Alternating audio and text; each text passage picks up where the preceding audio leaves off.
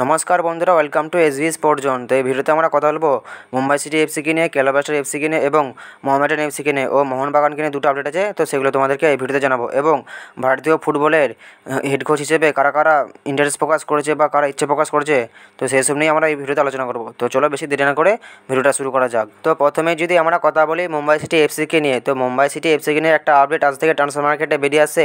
সেটা হলো যে মুম্বাই সিটি এফসি একজন স্প্যানিশ অ্যাটাকিং মিডফিল্ডারের সঙ্গে কথাবার্তা চালাচ্ছে। তো প্লেয়ারটির নাম হলো জন টরাল। তো এই জন টরালের সঙ্গে মুম্বাই সিটি এফসি কথাবার্তা চালাচ্ছে, এরকমই একটা আপডেট আজ থেকে ট্রান্সফার মার্কেটে বেরিয়ে আসছে।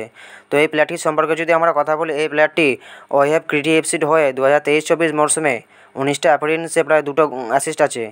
তো এই প্লেয়ারটির সঙ্গে মুম্বাই সিটি এফসি কথাবার্তা চালাচ্ছে, এরকম একটা আপডেট ট্রান্সফার মার্কেটে আজ থেকে বেরিয়ে আসে। তো এই প্লেয়ারটির বয়সটা খুবই কম, প্রায় 29 বছর বয়স।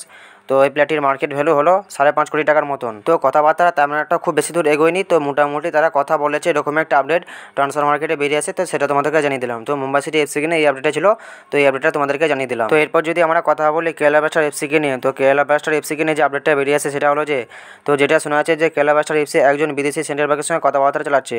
তো প্লেয়ারটির নাম হলো নিকোলা। তো প্লেয়ারটি খেলে হচ্ছে লা লিগা 2 লিগে খেলে।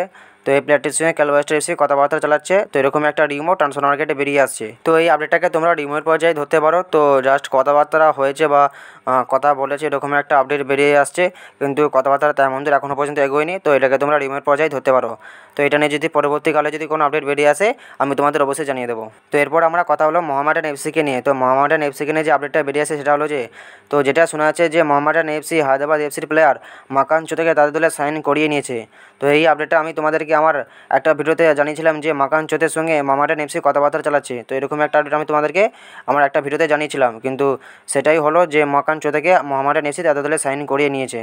তো মোহামেডান এফসিকে নিয়ে এই আপডেটটা ছিল, তোমাদেরকে জানিয়ে দিলাম। তো এরপর আমরা কথা বলবো মোহনবাগানকে নিয়ে। তো মোহনবাগানকে নিয়ে দুটো বড় আপডেট বেরিয়ে আসছে। তো মোহনবাগানকে নিয়ে প্রথম যে বড় আপডেটটা বেরিয়েছে সেটা হলো যে, তোমরা হয়তো অনেকেই জানো যে মোহনবাগান আরমান্দ সাদুকে ছেড়ে দেবে, আর না হলে হয়তো অন্য কোনো ক্লাবে লোন ডিলে পাঠাতে পারে। তো এরকমই একটা আপডেট অনেকদিন আগে ট্রান্সফার মার্কেটে বেরিয়ে আসলো। তো ব্যাপারটা হলো যে আরমান্দ সাদিকুর সঙ্গে মোহনবাগানের এখনও 1 বছরের কন্ট্রাক্ট আছে। তো প্রথমে যেটা শোনা যাচ্ছিল যে মোহনবাগান আরমান্দ সাদিকুকে ছেড়ে দিতে পারে, না হলে হয়তো অন্য কোনো ক্লাবে লোন ডিলে পাঠাতে পারে, এরকম একটা আপডেট ট্রান্সফার মার্কেটে বেরিয়ে আসলো অনেকদিন আগে। কিন্তু এখন যেটা কাল থেকে বেরিয়ে আসছে সেটা হলো যে, যেটা শোনা যাচ্ছে যে পাঞ্জাব এফসি আরমান্দ সাদিকুকে নেওয়ার জন্য ইন্টারেস্ট প্রকাশ করেছে। তো যেটা শোনা যাচ্ছে যে পাঞ্জাব এফসি নাকি আরমান্দ সাদিকুর সঙ্গে কথাবার্তাও শুরু করে দিচ্ছে। তো এরকম একটা আপডেট কাল থেকে ট্রান্সফার মার্কেটে বেরিয়ে আসছে।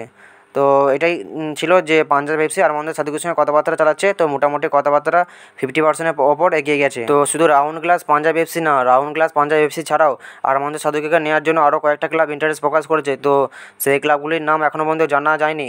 তো রাউন্ড গ্লাস পাঞ্জাব এফসির নামটাই জানা গেছে। তো এরপর আমাদের এটাই দেখা যে আরমান্দ সাদিকু কোন ক্লাবে যায়, রাউন্ড গ্লাস পাঞ্জাব এফসিতে যায় না বিদেশের কোনো ক্লাবে চলে যায়, এটাই আমাদের দেখার। পরবর্তীকালে যদি এটা নিয়ে কোনো আপডেট বেরিয়ে আসে, আমি তোমাদের অবশ্যই জানিয়ে দেবো। তো মোহনবাগানকে নিয়ে সেকেন্ড যে আপডেটটা বেরিয়েছে সেটা হলো যে, তোমরা হয়তো অনেকেই জানো যে ক্লিফোর্ড মিরান্ডা মোহনবাগান ছাড়তে পারে। তো এরকমই একটা গুঞ্জন অনেকদিন আগে থেকে শোনা যাচ্ছিল। তো সেটাই হতে চলেছে, ক্লিফোর্ড মিরান্ডা মোহনবাগান ছাড়তে চলেছে। তো মোহনবাগানের তরফ থেকে এখনও পর্যন্ত তেমন কিছু জানানো না হলেও কিন্তু ক্লিফোর্ড মিরান্ডা তার এক্স হ্যান্ডেল থেকে মোহনবাগানকে থ্যাংক ইউ জানিয়ে দিয়েছে।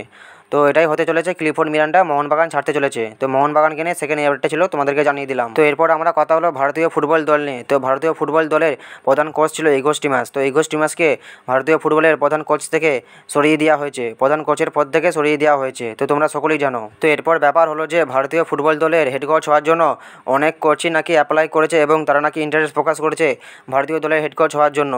তো কাল থেকে একটা আপডেট পাওয়া যাচ্ছে যে, যেটা শোনা যাচ্ছে যে ভারতীয় ফুটবলে হেড কোচ হওয়ার জন্য আইএসএলের 2জন সফল কোচ তারা ইন্টারেস্ট প্রকাশ করেছে এবং তারা অ্যাপ্লাইও করেছে ভারতীয় ফুটবলের হেড কোচ হওয়ার জন্য। তো তারা হলো আর কেউ না, তারা হলো মোহনবাগানের হেড কোচ যে সামনের মরশুমে ছিল অ্যান্টনিও লোপেজ হাবাস এবং ওড়িশা এফসির হেড কোচ লোবেরা। এই 2 কোচ ভারতীয় ফুটবলের হেড কোচ হওয়ার জন্য তারা অ্যাপ্লাই করেছে। তো আমার মতে এই 2 কোচের মধ্যে যদি কোনো একজন কোচকে ভারতীয় ফুটবলের হেড কোচ করা হয়, তো ভারতীয় ফুটবলের কিছুটা হলেও উন্নতি হবে। তো আমি চাইবো হাবাস নালে লোবেরা, এই দুজনের মধ্যে কোনো একজন ভারতীয় ফুটবলের হেড কোচ হোক। তো এই ভিডিওতে তোমাদেরকে এই আপডেটগুলো জানানো ছিল, তোমাদেরকে জানিয়ে দিলাম। তো ভিডিওটা যদি ভালো লাগে, ভিডিওটা লাইক শেয়ার কমেন্ট অবশ্যই করে দিও। তো যারা আমাদের চ্যানেলে প্রথমবার আসবে, চ্যানেলটা অবশ্যই সাবস্ক্রাইব করে দেবে।